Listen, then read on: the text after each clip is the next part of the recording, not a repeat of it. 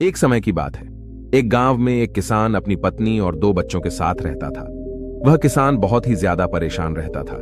अपने 2 बच्चों और पत्नी की जरूरतों को पूरा नहीं कर पाता था। शायद यही उसकी परेशानी की सबसे बड़ी वजह थी। समय बीतता गया, उसकी परेशानियां परिवार की जरूरतों के साथ बढ़ती ही जा रही थी। वह दिमाग से और मन से बहुत अशांत रहने लगा था। कहीं ना कहीं वह बहुत ज्यादा दुखी हो गया था, अपने परिवार की जरूरतों को नहीं पूरा कर पाने की वजह से। एक दिन उसने यह फैसला लिया कि वह अपने घर को, अपने परिवार को, अपने बच्चों को छोड़कर कहीं दूर चला जाएगा।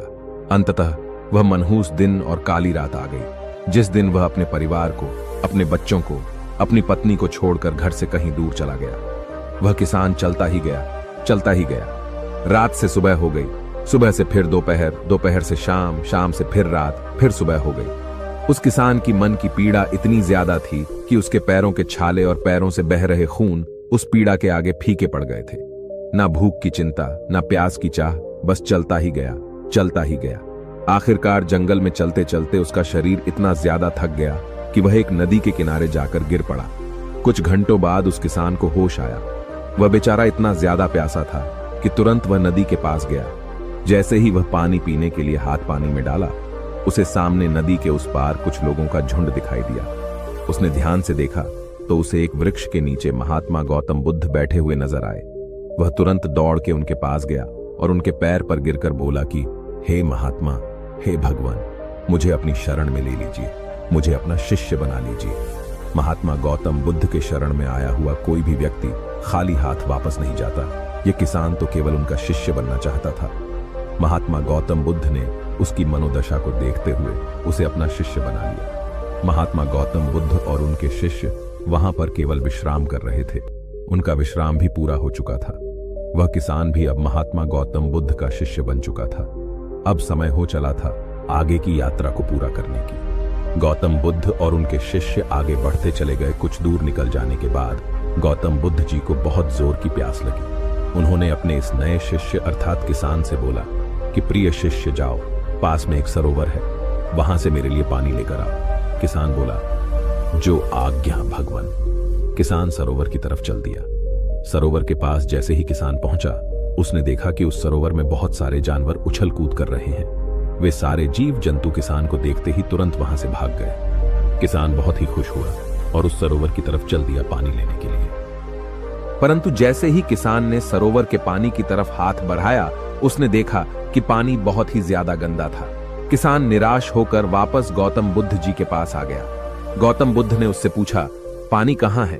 किसान ने दुखी भरे शब्दों के साथ कहा, हे भगवान, मैं जैसे ही उस सरोवर के पास पहुंचा तो मैंने देखा कि उस सरोवर में काफी सारे जीव जंतु उछल कूद कर रहे थे और उनके उछल कूद करने की वजह से उस सरोवर के जमीन के तल में बैठी हुई सारी गंदगी, सड़े हुए पत्ते उस पानी में घुल मिलकर एक कीचड़ का रूप ले लिए थे। यही कारण है कि मैं वह पानी लेकर नहीं आया, क्योंकि वह पानी पानी नहीं कीचड़ हो चुका था। महात्मा गौतम बुद्ध उस किसान की बातों को समझ गए और मुस्कुराते हुए उन्होंने कहा कि मैंने तुमसे सरोवर का पानी मांगा था।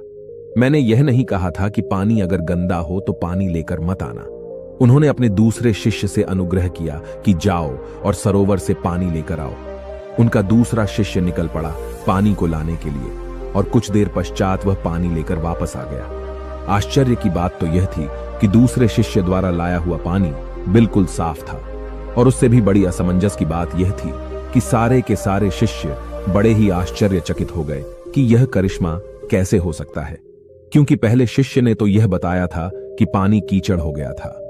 महात्मा गौतम बुद्ध जी ने सारे शिष्यों को यह बताया कि जब सारे जीव जंतु उस पानी में उछल कूद कर रहे थे, तब उस दौरान उस सरोवर के पानी के तल में बैठी हुई सारी गंदगी, सड़े गले हुए पत्ते सब घुल मिलकर कीचड़ रूपी पानी का रूप ले लिए थे। परंतु जितने समय में प्रथम शिष्य अर्थात किसान वापस आया और दूसरा शिष्य वापस गया, उतने समय में उन जीव जंतुओं के भाग जाने के पश्चात उस सरोवर का पानी धीरे धीरे शांत हो गया था। और जैसे जैसे सरोवर का पानी शांत होता गया, उस सरोवर के कीचड़ रूपी पानी में खुली हुई सारी सड़ी गली पत्तियां और मिट्टी धीरे धीरे शांत होकर उस सरोवर के तल में जाकर बैठ गए, जिससे उस सरोवर का पानी शांत होकर साफ हो गया तथा सारे गले हुए सड़े हुए पत्तियां भी शांत होकर आराम से उस सरोवर के तल में जाकर बैठ गए थे। प्रिय शिष्यों, अगर उस सरोवर में किसी भी तरीके का कोई हलचल नहीं होता तो उस सरोवर की हर एक चीज जिसको जहां पर होनी चाहिए थी वह वहीं पर ही रहती। उन जीव जंतुओं के हलचल की वजह से सरोवर के तल में बैठी हुई सड़ी गली पत्तियां मिट्टी उस शांत पानी में मिलकर एक कीचड़ का रूप ले लिए थे। ठीक इसी प्रकार से हर एक व्यक्ति के जीवन में तरह तरह की समस्याएं, परेशानियां और कठिनाइयां आती हैं, जिसकी वजह से हमारे मन में हलचल सी मच जाती है, हमारा दिमाग और मन अशांत हो जाता है।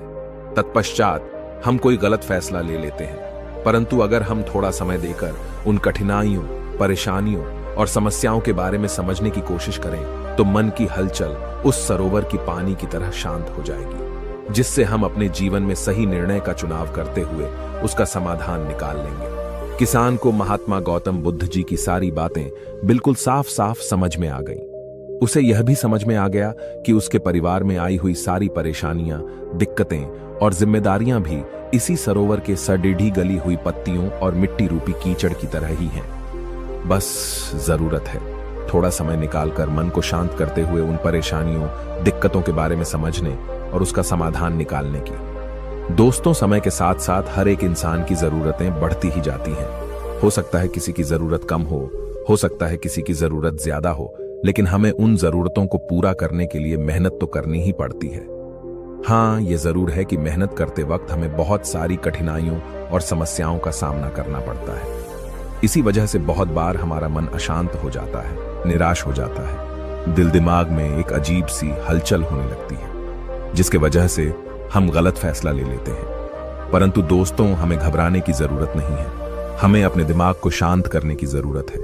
थोड़ा समय देकर इसके बारे में सोचने की जरूरत है। इसका समाधान कुछ ना कुछ जरूर निकल आएगा। तो चलिए दोस्तों, फिर मिलते हैं अगली वीडियो में एक ऐसी ही नई और रोचक कहानी के साथ। तब तक के लिए आप अपना ख्याल रखिए। नमो बुद्धाय।